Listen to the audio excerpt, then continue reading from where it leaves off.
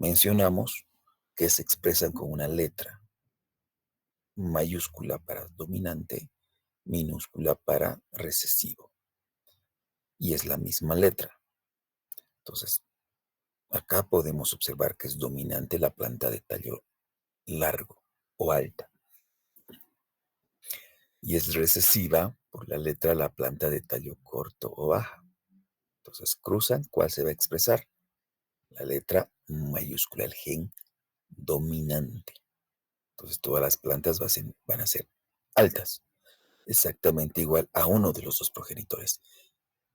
Pero si nosotros cruzamos la generación F1, vamos a tener una F2 en una proporción de 3:1. Y eso vamos a ver más adelante cómo obtenemos estas proporciones. Entonces las plantas F1 van a dar una generación F2 donde 3 partes de 4 van a ser igual a los padres y una parte igual a uno de los abuelos, al que estuvo recesivo u oculto. Con estos estudios que nos aportó Mendel, entonces nos indica que los rasgos se transmiten de generaciones sucesivas en proporciones fijas. Nosotros podemos predecir la descendencia y las proporciones de estas descendencias respecto a sus rasgos, a sus caracteres, a su fenotipo y también a su genotipo, en ambas situaciones. Otro principio es el principio de segregación, donde los alelos se separan antes de que se formen los gametos.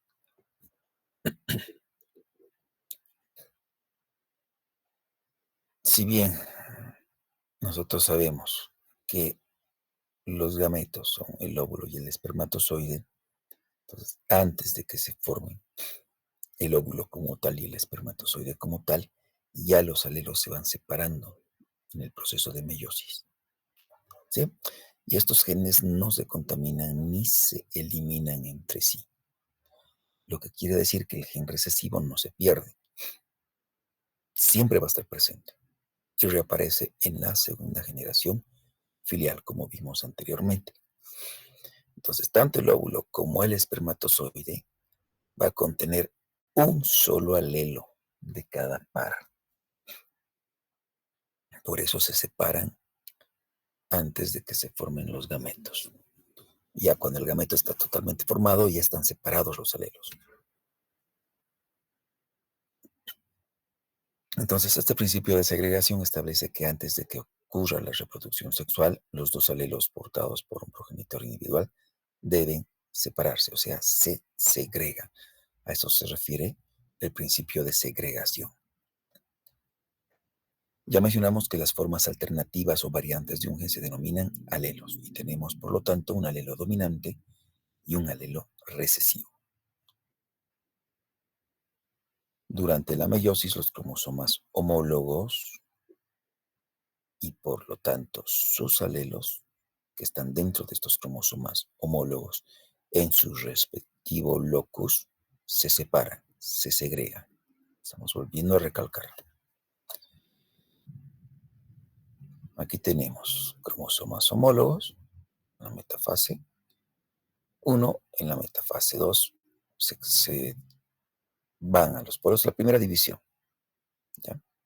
Tenemos una primera división, se duplican inicialmente, luego se separan y estos para formar gametos se tienen que dividir, formando gametos dominantes y gametos recesivos. Aquí están los cromosomas homólogos duplicados. Se duplican, se dividen y estos cromosomas luego se dividen a la mitad. Principio de segregación. Entonces, un gameto tiene un conjunto de cromosomas en número n. En el ser humano, n son 23.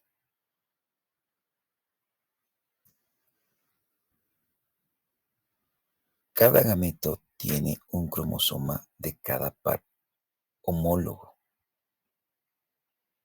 Entonces, si imaginamos dos óvulos, dos espermatozoides, No es exactamente así como sucede, pero podemos decir que un espermatozoide tiene la parte que heredé de mi padre. El otro, la parte que heredé de mi madre. Lo mismo el óvulo. Recalco, para entender que se dividen los alelos. Sin embargo, vamos a ver cómo hay una distribución independiente de estos genes y no necesariamente es como les acabo de mencionar. Lo mismo el óvulo. Un óvulo que contiene herencia del padre y el otro de la madre. Para comprenderlo estamos haciendo esa división. Entonces, cada uno de estos gametos tiene un cromosoma de cada par homólogo. Un gameto dado solo puede tener un gen de cualquier par particular de los alelos, o de la madre o el padre, no puede tener dos. Sin embargo, durante la división meiótica pueden haber algún problema en esta división y sí, pueden tener los dos alelos, pero ya son anomalías. Entonces, cuando los gametos se fusionan, el espermatozoide con el óvulo, entonces restablecen el número normal diploide de nuestra raza, hablando del ser humano. Entonces, si nosotros tenemos N, que son 26, se unen los dos gametos, forman 2N, restableciendo nuestro número diploide. En este caso el número es haploide, hablando de los gametos. Y aquí podemos ver, solo por ilustración tenemos 4. Se observan que son 4 cromosomas en ambos casos. Se fusionan y nos dan como resultado 8. Se restablecen, se vuelven pares. Aquí están sus pares homólogos. Para comprender esto de las proporciones y también para identificar las posibles combinaciones que se pueden dar de la fertilización de un óvulo con un espermatozoide, tenemos al cuadrado de Punnett. Gracias a este genetista de Sir Reginald Punnett, quien ideó una especie de tablero de ajedrez o una malla, nosotros podemos representar las posibles combinaciones de óvulos y espermatozoides durante una fecundación. Entonces, en este tablero, los gametos de un progenitor se ubican en la parte superior y los gametos de otro progenitor se ubican en la parte izquierda. Entonces, con esto predecimos la proporción de genotipo y fenotipo en los descendientes de este cruzamiento. Por ejemplo, la proporción fenotípica de una descendencia F2 monohíbrida, o sea, para una sola característica, estamos hablando de solo un gen, de solo un alelo, es de 3:1. Fenotípicamente hablando. Genotípicamente hablando es de 1, 2 por 1. Fenotípicamente 3:1. Genotípicamente es 1, 2, 1.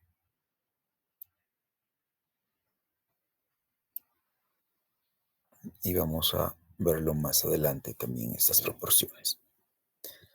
Bien, tenemos la primera generación, que es la generación, en realidad generación parental, representado por la letra P, dijimos.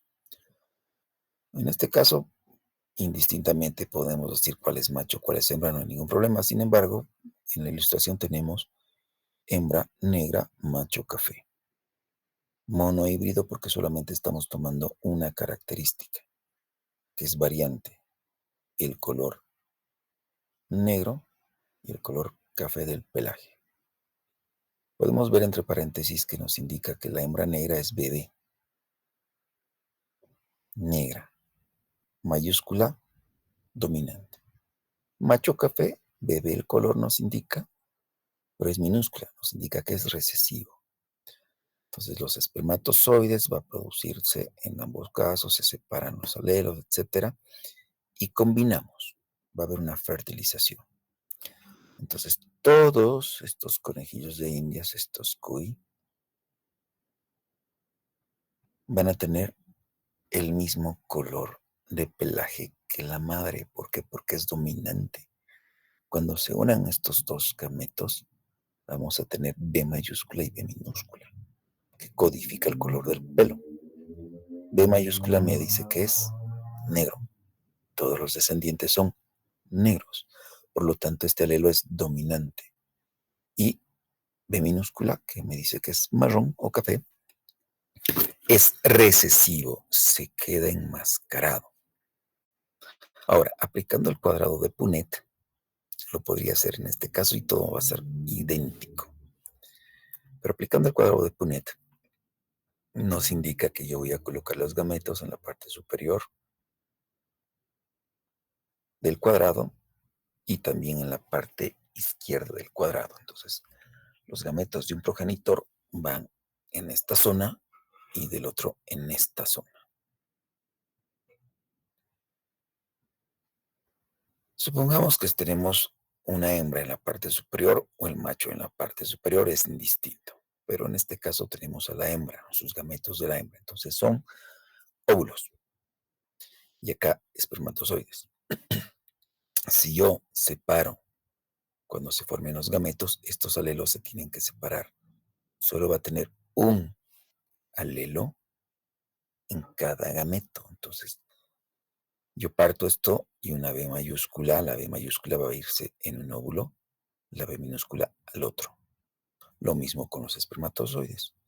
Y para aplicar este cuadrado yo tengo que utilizar el criterio de líneas verticales por líneas horizontales. Y donde exista esta intersección, yo registro las letras. Entonces, columnas y filas. Este óvulo llega a este cuadrado, lo bajo y lo hago coincidir con este espermatozoide. Entonces, esta columna por esta fila y anoto B por B. Siguiente fila, la misma columna por esta otra fila y anoto B mayúscula por B minúscula. Y aplico lo mismo con este otro óvulo. Una característica es que cuando vamos registrando estas posibles combinaciones, siempre registramos primero la letra mayúscula. Si se fija, primero registramos letras mayúsculas, después la minúscula. Lo mismo acá, B de esta columna por esta B mayúscula de esta fila, B por B. Entonces, este espermatozoide va a fertilizar a este óvulo, pero también puede fertilizar a este óvulo. Lo mismo, este espermatozoide puede fertilizar a este óvulo, como también podría hacerlo con este. Observamos estas combinaciones. Aquí dice B mayúscula con B mayúscula, quiere decir que el conejo va a ser negro. Aquí hay una B mayúscula, negro. Aquí tenemos una B mayúscula, es negro. Aquí no hay B mayúscula, por lo tanto va a ser café. La generación 2 presenta fenotipos y genotipos diferentes. La generación F1 presenta fenotipos y genotipos idénticos. Las proporciones, dijimos 3:1, hablando fenotípicamente, 3 negros por un marrón. Y hablando genotípicamente, dijimos que es 1:2:1. 1 dominante, 2 heterocigotos, dominante, 1 dominante homocigoto, 2 heterocigotos y 1 recesivo homocigoto. 1:2:1. Por lo tanto, pueden darse cuenta ustedes con los ejemplos anteriores que hemos visto que un fenotipo de un individuo no siempre revela su genotipo. ¿Por qué? El fenotipo de estos tres es negro, pero genéticamente no sé si son o no homocigotos o heterocigotos. Este, evidentemente, sí sé por la aplicación del cuadrado de Punnett que es homocigoto dominante, pero estos dos, por el cuadrado de Punnett, también sé que son son heterocigotos negros. Pero si los mezclo a los tres, yo no voy a saber cuál de ellos es homocigoto y cuál es heterocigoto. Por lo tanto, ese fenotipo no siempre revela el genotipo. Fenotipo, volvemos a recalcar, es el aspecto de un individuo en un ambiente dado. ¿Respecto a qué? A los rasgos heredados. Entonces, es la expresión de los genes en un ambiente determinado. Y el genotipo es la constitución genética de este individuo, que no siempre, el fenotipo no siempre revela este genotipo. Para eso, para revelar el genotipo, nosotros utilizamos un cruce de prueba monohíbrido. Entonces, ese es el cruzamiento entre dos individuos que portan diferentes alelos para un solo locus. Los homocigotos son individuos que poseen dos alelos idénticos para un locus, que pueden ser dominantes o pueden ser recesivos, pero ambos alelos son idénticos, por eso son homocigotos. Los heterocigotos poseen dos alelos diferentes para un locus, y podemos ver, aquí tenemos una B mayúscula y una B minúscula. No son idénticas las letras. Es la misma letra, sí, pero una es mayúscula y otra minúscula. Me indica heterocigosidad. Cuando las letras son idénticas o mayúsculas o minúsculas, me indica homocigosidad. Entonces, los alelos o son recesivos o son dominantes. Los recesivos solo se expresan en individuos homocigotos. Los dominantes se expresan en individuos homocigotos y en heterocigotos. Si es heterocigoto, se supone que uno es dominante y el otro es recesivo. Sobreentendemos eso, entonces siempre se va a expresar el dominante. Entonces, en este cruzamiento de prueba monohíbrido se puede determinar la heterocigosidad del individuo. ¿Y cómo se hace este cruce? Los heterocigotos los apareamos con los homocigotos recesivos. Esa es la característica. Y según la proporción que resulte, que es de 1 a 1, o sea, la mitad o el 50% tienen un fenotipo y la otra mitad o el 50% tienen el otro genotipo. El uno es parecido al papá, la mitad, y el otro parecido a la mamá, en proporciones idénticas.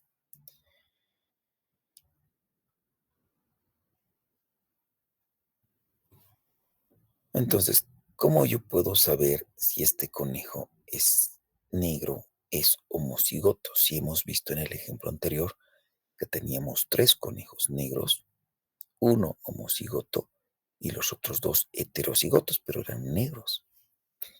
¿Cómo puedo saber?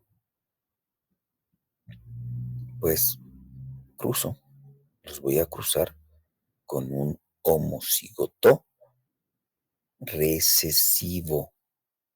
Y si todos los hijos son idénticos, absolutamente todos, entonces ese negrito, ese conejo negro, era homocigoto. ¿Y cómo sé si es heterocigoto?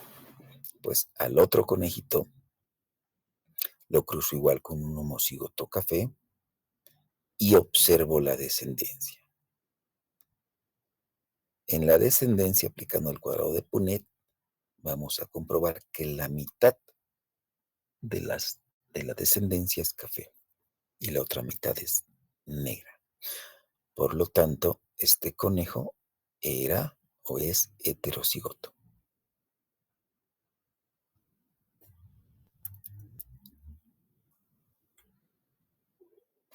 Cuando hablamos de un cruzamiento de híbrido, nos referimos a que vamos a parear individuos que tienen diferentes alelos en 2 loci. Ya no es un solo alelo en su respectivo locus. Son alelos diferentes en loci. Dijimos que loci es el plural de locus. Entonces, los pares de alelos se localizan en cromosomas no homólogos y cada par se hereda de manera independiente, o sea, se segrega durante la meiosis de manera independiente. Aquí aplicamos el principio de la distribución independiente, donde los alelos de diferentes loci se distribuyen al azar en los gametos, lo que indica que los miembros de un par de genes se segregan entre sí, independientemente de los miembros de otro par de genes, que también se va a segregar independientemente de este par de genes. Entonces todos se segregan o se separan de forma independiente de los demás pares. Y en este caso vamos a aplicar o utilizar un cuadrado de Punnett que tenga 16 casillas o 16 cuadrados. Y la proporción fenotípica también va a ser diferente, es de 9, 3, 3, 1. Sin embargo, existen los que se denominan genes ligados. Cuando se localizan en el mismo par de cromosomas homólogos, estos genes se denominan genes ligados.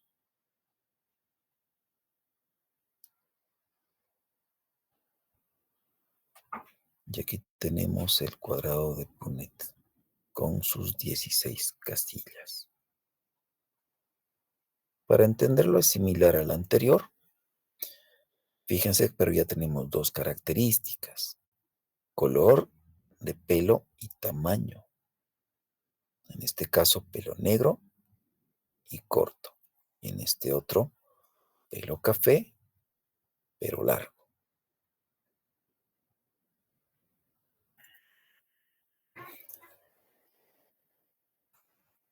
Cuando se segregan sus alelos, cada uno de estos gametos debe contener un gen para el color del pelaje y también para el tamaño. En este caso, las letras nos indican que son homocigotos para negro y para el pelo corto. Acá lo mismo, homocigoto, pero recesivo para el color del pelo y el tamaño. Y luego se dividen los gametos, la primera generación o F1, todos van a ser idénticos. El pelaje y tamaño va a ser idéntico al dominante. Pero si ya cruzamos esta primera generación filial y aplicamos el cuadrado de Punnett, nos va a dar una proporción de 9, 3, 3, 1. Aplicando el cuadrado de Punnett, las mismas características pueden comprobarlo si quieren.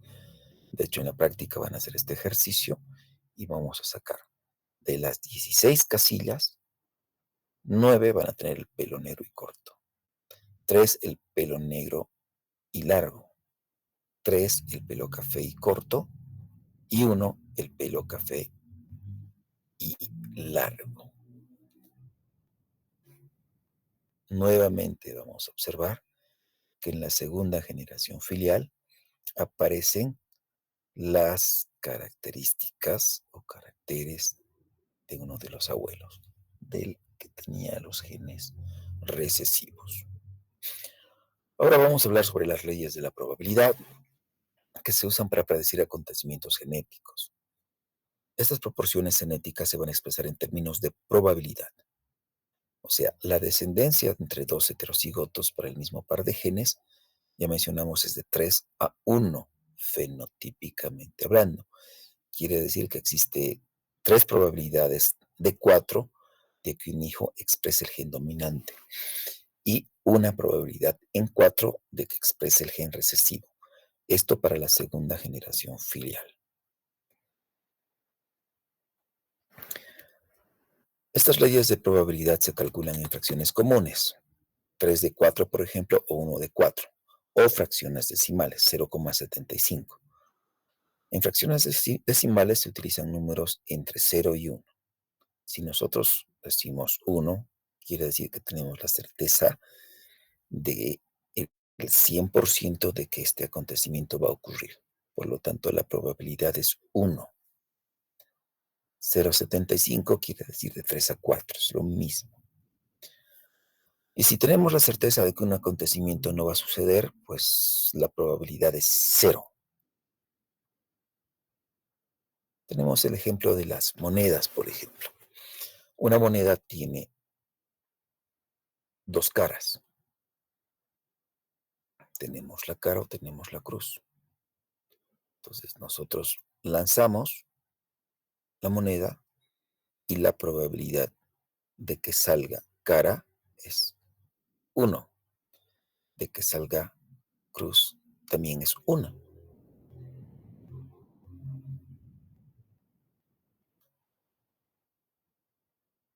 Por lo tanto, cuando nosotros hablamos y aplicando el cuadrado de Punnett, esto lo representamos de una de dos,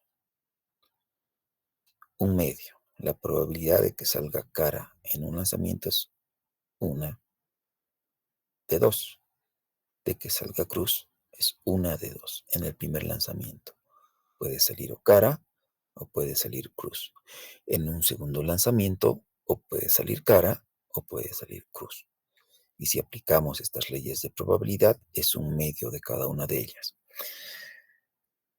Entonces, el resultado del primer lanzamiento es independientemente al resultado del segundo lanzamiento. Por lo tanto, las probabilidades combinadas de los lanzamientos sucesivos se calculan multiplicando las probabilidades de cada uno de ellos. Y según esta ley del producto, es 1 por un medio por un medio, que nos da como resultado de un cuarto en todos los lanzamientos. Entonces, estas leyes de probabilidad también nos predicen los eventos o acontecimientos genéticos.